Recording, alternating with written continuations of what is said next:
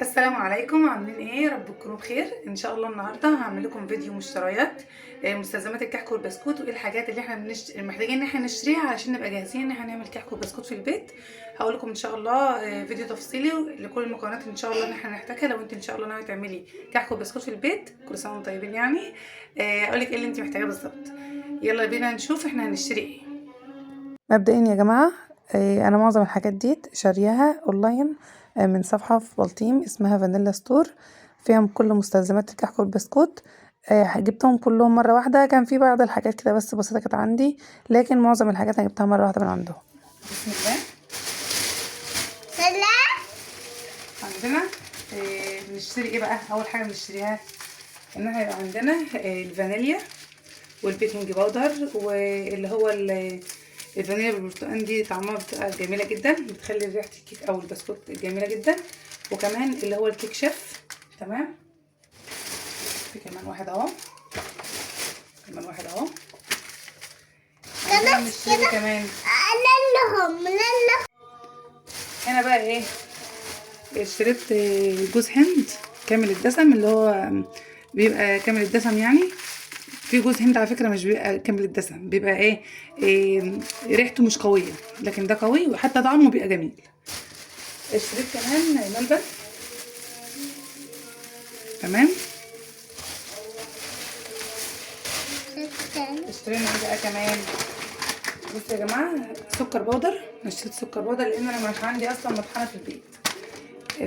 لو انت عندك مطحنه ما تشتريش السكر بودر ده، اطحني السكر في البيت عادي. احسن نوع تشتري منه السكر البودر اللي هو كواليتي دارك ده. جبت منه اللي هم دول كبدر.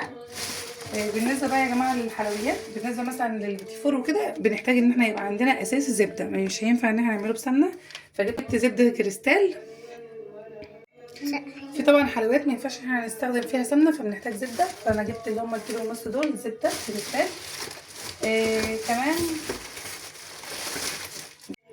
جبت كمان الشوكولاته اللي هي الدارك والشوكولاته اللي هي الابيض. انا جبت سما وديت دريم.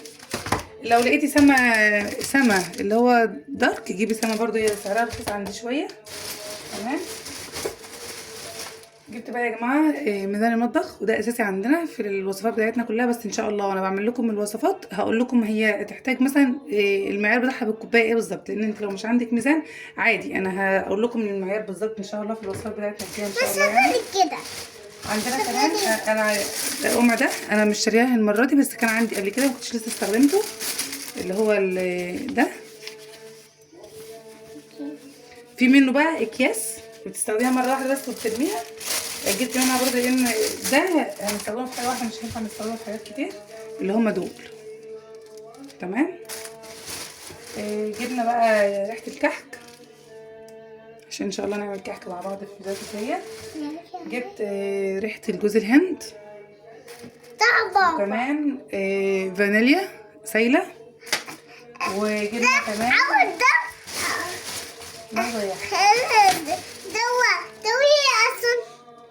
ريحه البرتقال. وجبنا بقى ايه، جبنا دول عشان الغريبه. في ناس بقى بتزين الغريبه بحاجات تانية، بس انا حبيت اجيب دي بس. جبت دي عشان الكحك. تمام. وجبت القمعين دول، ده كان عندي قبل كده وده انا جايباه جديد، ده بتاع اللي هو بتاع الغريبه. لا بتاع الغريبه يا يحيى. اه. جبت بقى ايه كمان؟ اللي بناقيش كده. جبت السمنه ديت، طبعا مش هستخدم سمنه نباتي كله يعني، هستخدم سمنه نباتي على سمنه ايه، سمنه طبيعي اللي هي جبنه بلدي يعني.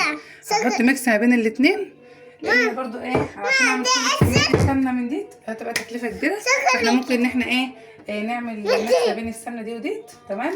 وطبعا الزبده عندنا اهي. ده طبعا يا جماعه عاوزه اقول لكم على حاجه، الميزان ده مش بيجي معاه حجره، انت بتجيبي له انت حجره بقى. تمام. دي كده كل الحاجات اللي انا اشتريتها. بالنسبه يا جماعه للدقيق، انت ممكن تستخدمي دقيق حلويات اللي هو زي سنبلة الفرات، دوبيلا، الحاجات ديت، بس دي تبقى غالية شوية عن الدقيق العادي. لكن احنا ممكن نستخدم الدقيق العادي اللي هو زي دقيق الاهرامات. انا عندي دقيق الاهرامات.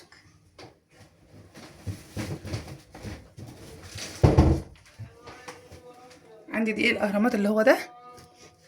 بصوا يا جماعه، بالنسبه للدقيق، انت بتجيبي دقيق يكون استخراج 72%، ويكون دقيق فاخر، دي اهم حاجه.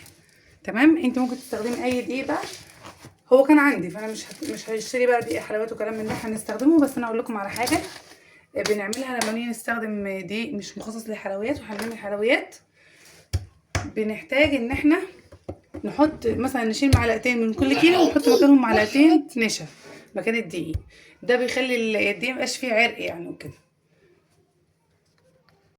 بالنسبه يا جماعه للاسعار بقى، شكاره الدقيق 10 كيلو ديت انا كنت شاريها في اول رمضان. كانت واقفه ب 180 جنيه. تمام. عندنا السكر اللي هو البودر، ده واقف النص كده، نص كيلو واقف ب 30 جنيه. عشان كده بقول لكم لو انتوا عندكم مطحنه في البيت يستحسن انت تطحني عندك في البيت، اوفر كتير خالص. تمام. بس انت طبعا لو هتشتري سكر بودر ما تشتريش اي نوع، لان في الانواع اللي بتبقى موجوده بره في المحلات معظمها بيبقى فيه نشا. يعني النص كيلو ده ممكن تلاقيه مثلا نصه نشا، فطبعا ده بيفرق في طعم السكر اللي بيبقى موجود في الحلويات وكده. جبت بقى الفانيليا تقريبا الواحد بجنيه باين، ده بجنيه وده بجنيه، يعني الاتنين دول كده ب2 جنيه. والبيكنج باودر والحاجات دي طبعا اسعارها معروفه يعني. بالنسبه للشوكولاته دي اللي هي سما ب40 جنيه، واللي هي دريم ب65 جنيه بس يا بالنسبه اللي هي ريحه الكحك دي، الكسم الصغنون ده قد معلقه مثلا، ده احنا بنحط واحد من ده كده على الكيلو ب4 جنيه، يعني هما كيسين كده ب8 جنيه. تمام.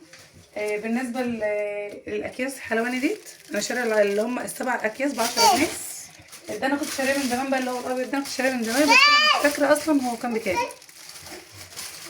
بالنسبه للمناقيش، الاتنين دول تقريبا ب5 جنيه او الواحد ب5، يعني مش فاكره بالظبط، لان انا مشتريه كل الحاجات دي في يوم واحد. الملبن انا شاريه هو كيلو ب50 جنيه، الملبن ده كيلو ب50، بس انا مش شاريه كيلو كامل ولا حاجه. عندنا كمان بالنسبه للقماع دي، ده تقريبا ب25 جنيه. البلبله دي ب25 جنيه. انا كنت شاريه التانية دي في يوم تاني خالص من زمان اصلا، هي عندي بس انا مش فاكره بكام. دي تقريبا برضو في حدود 5 جنيه باين، يا 10. هنا كده. بالنسبه بقى للزبده الكريستال، النص كيلو عامل 70 جنيه، والكيلو عامل 125 جنيه. فرق كبير بين الاثنين، مش عارفه اشمعنى يعني. بالنسبه للميزان انا شاريه 145 جنيه. كمان كمان في كمان يا جماعه شارياه اللي هو ده، دي الازازه الصغنونه دي كده عامله 20 جنيه. ده اللي هو اللول اللي احنا بنزين بيه الغريبه دي كده ب20 جنيه.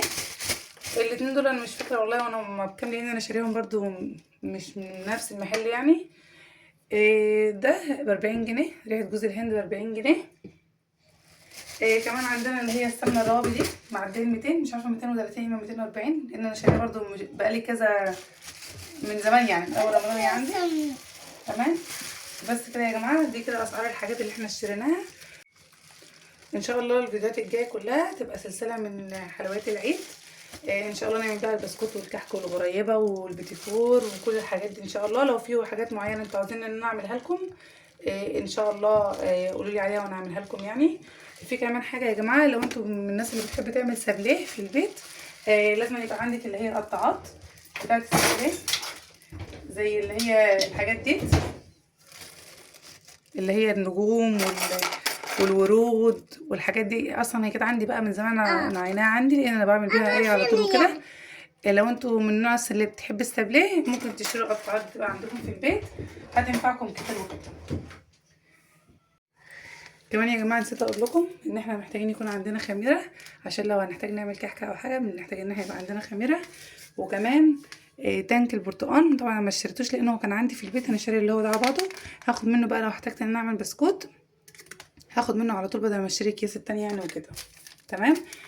كمان يا جماعه محتاجين يكون عندنا نشادر لو احنا عاوزين نعمل بسكوت النشادر، ونجيب كاكاو خام لو احنا هنعمل بيتي فور بالكاكاو، وممكن نجيب كمان ريحه السمنه البلدي.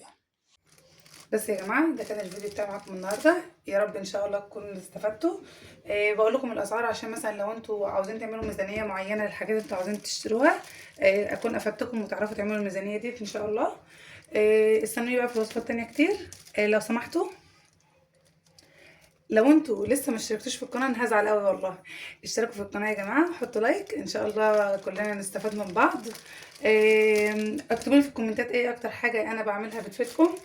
على فكره يا جماعه اللايك ببلاش، مش محدش بيخسر حاجه لما يحط اللايك، فلو سمحتوا ما تبخلوش عليا باللايك، حطوا لايك عشان بيفيدني ان الفيديو يتشاف عند عدد كبير. استنوني بقى في فيديوهات تانية كتير. باي باي.